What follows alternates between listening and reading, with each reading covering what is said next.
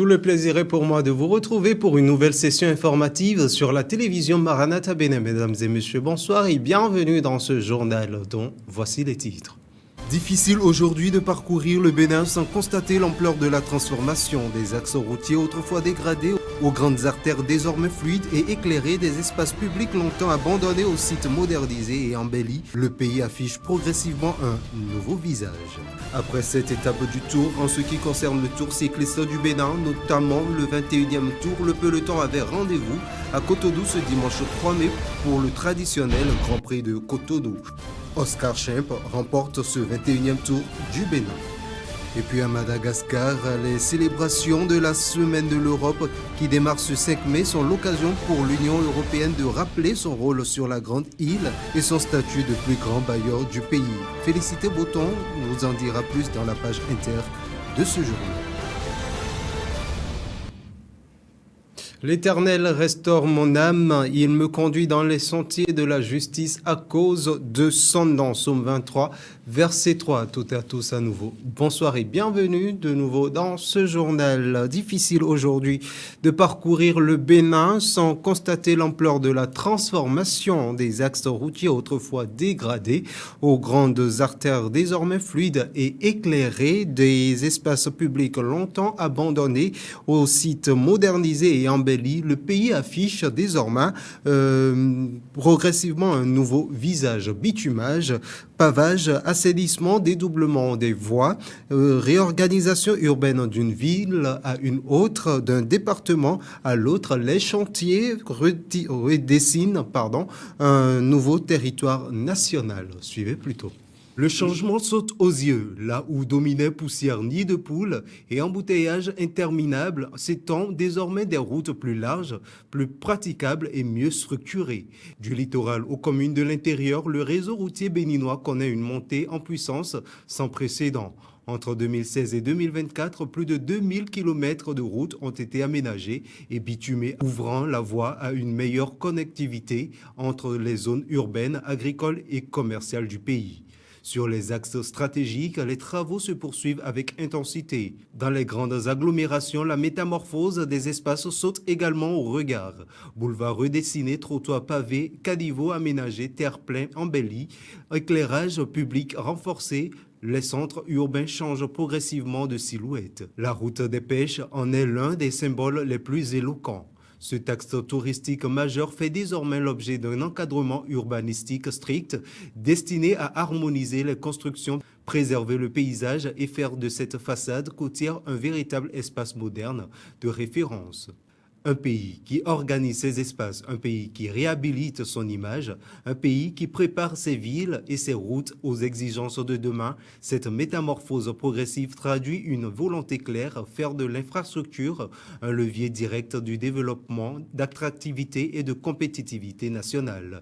Et partout où passent les chantiers, c'est une même impression qui demeure, celle d'un Bénin qui se construit autrement, plus moderne, plus accessible et plus ambitieux.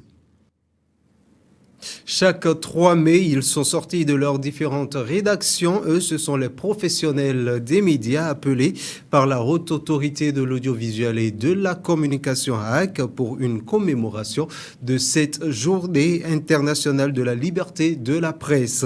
Sujet principal des échanges à cette occasion, les enjeux et défis de la presse béninoise dans les 7 prochaines années. Suivez plutôt ce reportage. Moment de rencontre, de partage et de convivialité entre professionnels des médias, mais aussi occasion de rappel de l'importance de la célébration au plan mondial de cette journée qui attire l'attention sur les défis actuels. Toute sécurité comme la liberté d'expression nous semble un droit fondamental et ce n'est pas un acquis partout dans le monde. Comment alors façonner un avenir en paix? Il faut alors partir du renforcement de l'écosystème d'information avec l'alignement du journalisme, de la technologie et des droits humains pour contrer la désinformation. Selon l'UNESCO, il doit y avoir une collaboration entre journalistes, technologues, décideurs politiques et société civile pour une paix durable. Dans l'agenda politique des prochaines années, le Bénin introduit la trêve politique. Pour réussir leur mission, le président de la Haute Autorité de l'Audiovisuel et de la Communication invite les médias à repenser leur rôle dans la vie de leur nation. Il y a trêve politique. Et vous savez très bien que la HAC ne laissera pas les médias se substituer aux politiques. Non. Ce n'est pas le rôle des médias de remplacer les politiques pour créer la polémique politique. C'est très politique. La politique a été pour une bonne part notre fonds de commerce. Ce fonds de commerce qu'on veut geler, comment nous allons faire? C'est une réflexion que nous devons mener ensemble. Il ne s'agit pas du tout, la trêve politique, comme l'a dit son inventeur, le président de la République, il ne s'agit pas de ne pas critiquer, de ne pas dire ce qui est. Ah non, absolument pas. Mais nous savons ce que les Béninois aiment. Ce n'est pas tant les faits, les vérités. C'est le commentaire et l'exploitation que nous en faisons. L'exploitation sexy, politiquement sexy, que nous en faisons. Bref, nous avons du pain sur la planche. Et pour les futures célébrations de la Journée internationale de la liberté de la presse au Bénin, le président de la HAC nourrit le rêve de recevoir les professionnels des médias dans le cadre qui leur est dédié, la Maison des médias. On parle registre sport à présent, mais cette fois-ci en bref. Dans cette édition, la cité balnéaire du Bénin, Grand Popo, a servi de cadre du 1er au 3 mai 2026 à un événement attendu depuis plus de 10 ans. Il s'agit donc du grand retour sur la scène des anciennes gloires de handball ouest-africain. Ce rassemblement qui a réuni des délégations du Togo, du Ghana, du Nigeria et du Bénin dépasse le simple cadre de la compétition.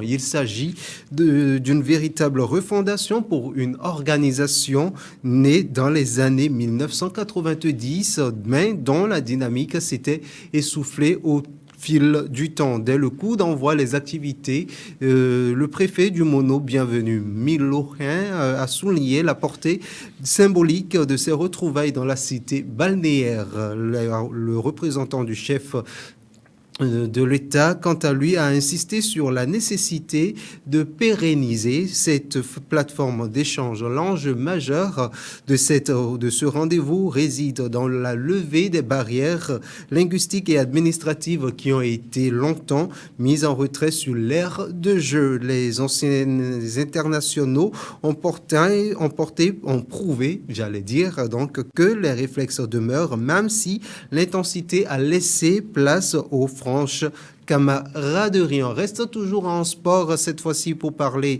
après cette étape du Tour du pays. En ce qui concerne le Tour cycliste du Bénin, notamment le 21e Tour, le peloton avait rendez-vous à Cotonou ce dimanche 3 mai pour le traditionnel Grand Prix de Cotonou. Sur un circuit rapide et très animé, les hommes de Bacade ont une nouvelle fois imposé leur loi avec une démonstration collective parfaitement maîtrisée au terme d'un fort sprint. Vous le verrez donc dans ces images que je vous invite à suivre. Pour passer la ligne d'arrivée, nous sommes dans le... Il semblait avoir écrit le scénario de cette dernière course. Le maillot jaune du 21e Tour du Bénin, Christian Belovozic, avait annoncé le vainqueur du Grand Tour du Bénin qui sera son coéquipier, Oscar Schemp. Pour ce circuit fermé 208,80 km à travers les grandes artères de Cotonou, 67 coureurs ont pris le départ sous un chaud soleil. Le peloton reste d'abord compact, mais après quelques minutes de course, une cassure intervient. Très vite, le groupe creuse rapidement un écart de près de 2 minutes sur les poursuivants. À l'avant, 3 hommes de Bacade, 3 Érythréens, 2 Marocains, 2 Algériens, 1 Burkinabé et 2 Belges. L'échappée s'organise parfaitement.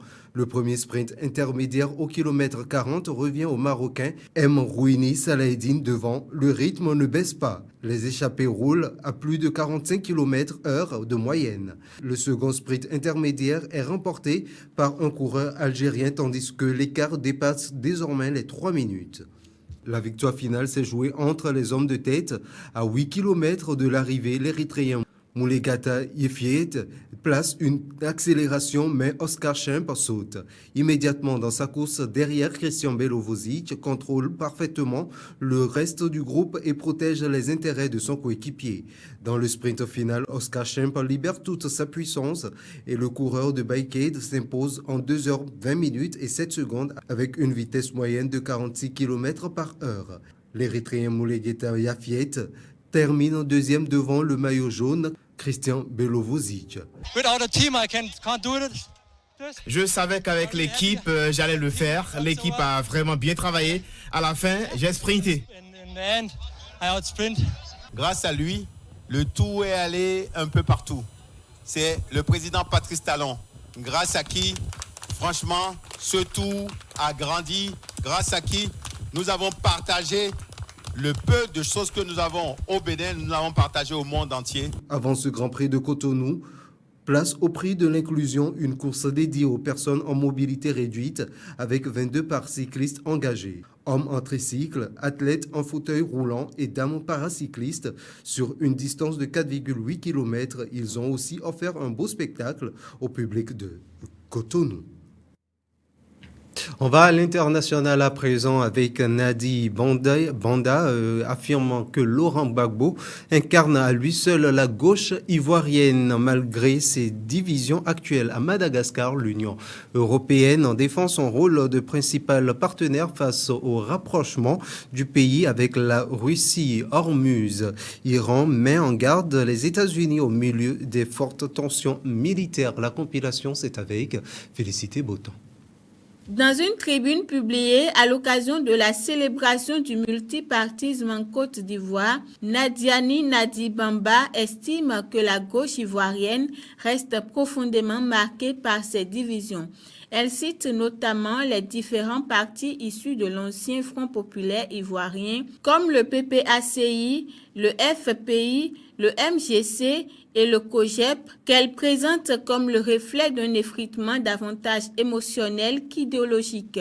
Selon elle, Laurent Gbagbo demeure la principale figure incarnant le socialisme dans le pays. Elle affirme sans détour que la gauche ivoirienne, c'est Laurent Gbagbo, tout en soutenant que son influence politique et son histoire se poursuivent malgré les dissensions internes au sein des formations issues de son courant. À l'occasion du lancement ce 5 mai de la Semaine de l'Europe à Madagascar, l'Union européenne a réaffirmé son rôle de principal bailleur et partenaire de développement sur la grande île. Dans un contexte marqué par des tensions politiques, des arrestations de militants de la GNZ et un rapprochement affiché avec la Russie, l'ambassadeur européen Roland Kobia a insisté sur la nécessité de préserver l'état de droit et la coopération avec les partenaires démocratiques. Évoquant la diversification des alliances de Madagascar, il a rappelé que 90% de l'aide, des investissements et du commerce proviennent du pays démocratique, soulignant ainsi le poids de l'UE. Sans confrontation directe avec Moscou, le diplomate a défendu une coopération centrée sur des secteurs sociaux clés comme la santé, l'éducation, le développement rural et affirmé que les pays démocratiques restent, selon lui, les plus expérimentés en matière d'élections équitables. Dans le détroit d'Ormuz, les tensions restent extrêmement vives entre l'Iran et les États-Unis. Téhéran affirme que le bras de fer n'a même pas commencé face à l'opération américaine visant à sécuriser la circulation maritime dans la région. Washington, qui a lancé une initiative pour escorter les navires bloqués, assure que ces actions permettent déjà le passage de bâtiments commerciaux malgré un contexte de forte militarisation. Dans un climat d'escalade, des échanges de tirs, des attaques de drones et des frappes attribuées à l'Iran ont été signalés, notamment contre des intérêts liés aux États-Unis et dans le Golfe. Les Émirats arabes unis et Oman ont également été touchés par des incidents. La crise a fait grimper le prix du pétrole, tandis que plusieurs pays appellent à une désescalade et à la reprise de négociations, jusque-là dans l'impasse.